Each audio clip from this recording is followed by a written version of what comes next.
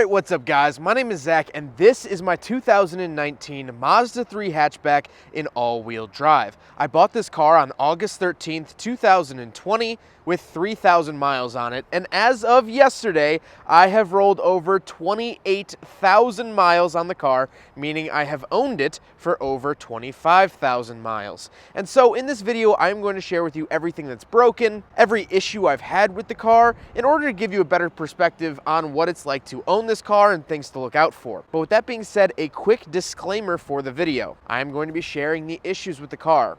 However, this is by far my favorite car I've ever owned, the best car I've ever owned, and I recommend this car to everyone. I am sharing the issues in the video, but they're very small issues, and I don't want it to seem like I dislike the car or I'm unsatisfied with my car.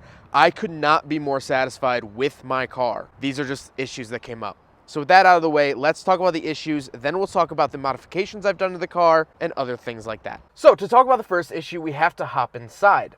And I mentioned in my last video, my 10,000 mile update, that I was really unhappy with the plastics in here and the amount of scratches that they've gotten in such a little time that I've owned the car. Mazda uses very cheap plastic on the inside of their cars. These cars feel very luxurious. However, there has to be somewhere that Mazda saved money, and one of those places is the plastics. Now, if you take a look at my gauge cluster, you'll see this swirl mark. No, that is not from a Dremel tool, as though it may seem that way. I tried to wipe the dust off of the gauge cluster with my finger, just my finger, and it left this swirl mark in the plastic. Just my finger. I didn't use a key, I didn't use a claws, I didn't even use my nails. Just my finger, and it scratched the instrument cluster in this way. That is insane to me, and it aggravates the ever-living crap out of me. I'm looking to see how much a new plastic piece would be, and then I'd put like a screen protector on it or something. So that is by far the most annoying part of this car, is that the plastic scratched that easily. Next up, we gotta talk tires. The eagle-eyed viewer will notice that these are not the factory tires. I had to get new tires after only 23,000 miles on the car. However, it was not the car's fault, it was mainly my own. I hit a pothole while I was in Denver, Colorado, and the sidewall bubbled out. Now, the tire still held air and the car drove perfectly normal. However, being around 2,000 miles from home, I decided to get all four changed while I was still out on the trip, which ran me a cool $888 at Discount Tire. These are Continental Sport Pluses, where the factory tires are Toyos. I haven't really noticed much of a difference, but two things I want to note with that. First of all, I read online that it's somewhat common to hit potholes and possibly get a bubble in your sidewall. It happens when the rim actually pinches the tire and it forms the bubble and makes the tire a lot weaker. It didn't blow out, but it probably was going to at some point. And apparently for thin sidewalled vehicles, like most modern cars, it's a lot more common than your old cars that had really cushy sidewalls. The other thing is that I got 4 new tires. All 4 are brand new tires. And the reason I bring that up is because this vehicle is all-wheel drive, and I had to get 4 new tires. Because I had around 23,000 miles on the car at the time of the puncture, the tires had been worn down enough to where if I got just 2 new tires, 2 of the other tires wouldn't match properly enough. With all-wheel drive cars, it's very important that all 4 of your tires wear evenly. It puts less stress on the differentials and things like that when all-wheel drive is actually being utilized. Could I have done 2 tires and gotten the car home? Yes, but it probably would have caused long-term damage to the differentials, which I don't want to do, so I had to do the all 4. Something to think about if you're considering 2-wheel drive or 4-wheel drive for your Mazda 3. 4-wheel drive, if you do get a flat, it looks like you might have to get 4 new tires instead of just 2. While we're down here, I want to talk about the paint again. Yes, I'm going to talk about the paint again in this video, as well as I did with the 10,000 mile video. However, it's a different issue. In the 10,000 mile update, I talked about how many rock chips that this paint receives. Machine Gray is one of the thinnest paints from Mazda, along with Soul Red Metallic, and so they rock chip really easily. But now something else has happened. Down here, you can't really see it on video. I'm going to try to capture it. There are stress cracks in the front bumper. Now, this is most likely from rubbing it on like a parking space or something like that, but I didn't bump where it was hit. This is from the bumper flexing and bending and causing fractures away from where the actual point of contact was. So I must have gone over a parking space here, or like a dip in a driveway or something. I've only bottomed the car out twice. So I hit it down here, and because the bumper flexes, it has caused cracks in the side of the bumper. Again, I cannot see it unless it's in the direct sunlight, which I've only noticed it personally once. However, the cracks are there, and it's a little bit annoying. Going off of what I said about the gauge cluster is where Mazda really sort of cheaped out. The other place that they cheaped out is the front brakes. After just 19,000 miles, my front brake rotors are slightly warped. Now, I was driving the car rather hard, and I was doing a lot of heavy braking. So I can't fully fault Mazda. I was driving the car in a rather enthusiast fashion. However, I've driven cars in the past in the same sort of fashion and didn't seem to have an issue with the brakes warping there. And again, I've read on the forums that people have had similar issues when driving their cars in a performance-oriented manner. So something to look out for. And while this car is a base model naturally aspirated with all-wheel drive, the turbo models of the Mazda 3 hatchback get the exact same brakes. So if you own a turbo model or are looking to get a turbo Mazda 3, definitely be careful with the front brakes. You're probably going to be replacing them quite frequently. So one of my favorite things about the car is that you can just walk up to the door handle, and as long as you have your key in your pocket, it unlocks the car, beeps once, and now it's locked again. One of my favorite features. However, this is sort of finicky, and I noticed on a really, really cold day, for the life of me, I could not get this feature to work. I came at it from all angles, and it wasn't working. I took the car to Mazda, they kept it overnight, and they didn't find the issue, and they couldn't replicate the issue. My theory is that some sort of ice or something was stuck in there, and then when they brought it into their shop to test it, the ice had melted. Because this car stays outside, I don't have a garage space for it.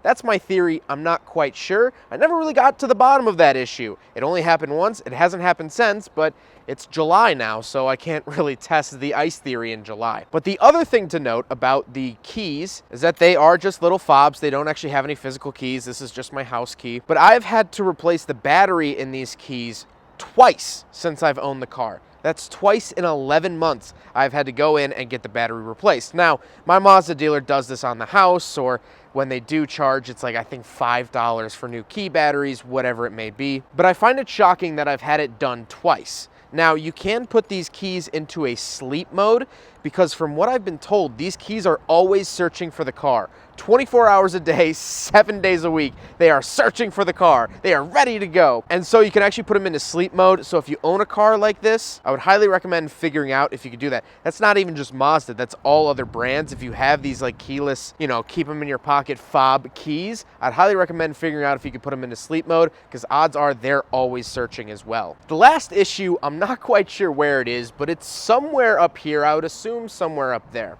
And that is the automatic headlight sensor. So this car is equipped with an automatic headlight system that whenever it turns dark or you go into a tunnel, the headlights automatically come on. It automatically changes the ambient lighting inside the car in order to adjust for your eyes. It's really, really nice. It's really good. I never have to turn the headlights on or off. They're always automatically on or off. However, except for one day in Manitou Springs, Colorado. Again, on my Colorado trip. The car was sitting in the sun and the car's thermometer said that it was over 106 degrees that day. And when I got in the car, I got a warning message on the center screen saying that the headlight sensor had been damaged and the automatic headlights no longer worked. Now, I drove the car for about 5 to 10 minutes on the highway going back to my hotel. The car cooled down. The temperature started reading like, I believe, high 80s, maybe low 90s. It was a really hot day, and that warning message went away. From what I've read, the automatic headlight sensor tends to overheat, which is why I think it's somewhere around here, and it'll throw that message. So if you get that message in your car, try driving it, try cooling the car down, getting it moving, getting some airflow moving over it, and that message should go away. Another message to look out for, knock on Mazda 3, I haven't gotten it yet, is the airbag warning light. A lot of owners recently have been having airbag warning lights pop up, but my car has not, so I can't comment on that too much, but it's something you might want to look out for if you own one of these. And now for the next portion of the video, I'd like to take a second and talk about the mods I've done to this car. I don't really like saying that because I haven't done anything big, beefy modifications, but these are some slight changes that I've done that I'm really happy with.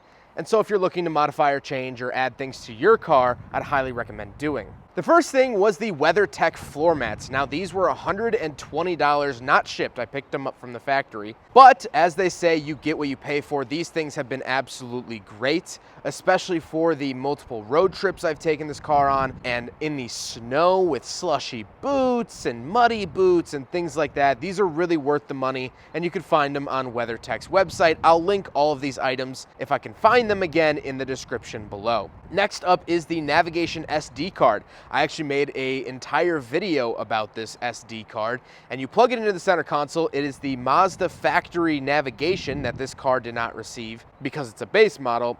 And so it gives you the Mazda navigation up on the screen, as well as my favorite thing is when you change the gauge cluster to the analog look, it actually puts a red line at the speed limit and puts the speed limit in the upper left-hand corner so you can keep an eye on it. I think this is really, really helpful. The red line is great, and when you go over the speed limit, the red line actually attaches itself to your needle and shows how far over the limit you're going. This is really, really smart, really helpful. And the biggest thing is when I reviewed this navigation SD card, I hadn't really tested it too much. I actually recently, like I keep saying, took this car to Colorado, and I had 0 cell reception up in the mountains, but the navigation SD card still worked, and I was able to find my way home, which is fantastic. So you can't always rely on your phone. It was $45, and I cannot recommend them enough. Another Amazon purchase was the screen protector for the center display screen. Now this is not a touch screen. However, with the gauge cluster being so easily scratched, I didn't want to risk it with any other surface. So I put a screen protector over the infotainment screen. I think it was like $15 on Amazon, and so far so good. I haven't really noticed anything bad about it, and it should protect the screen for a long time. Last but not least, I got a cheap blacked out license plate frame for the front, which I think just makes the car look a lot better. And I did get the vehicle tinted. So back here, this is 20% tint because this is my full-time job, filming, reviewing cars.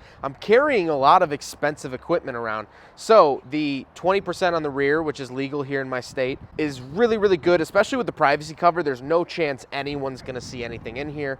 These side windows in the back, this is 20%, and then this is 35% because that's the legal limit here in my state. So 35, 20, 20, 20, and then the windshield has 0% because you're not allowed to tint windshields here in Illinois.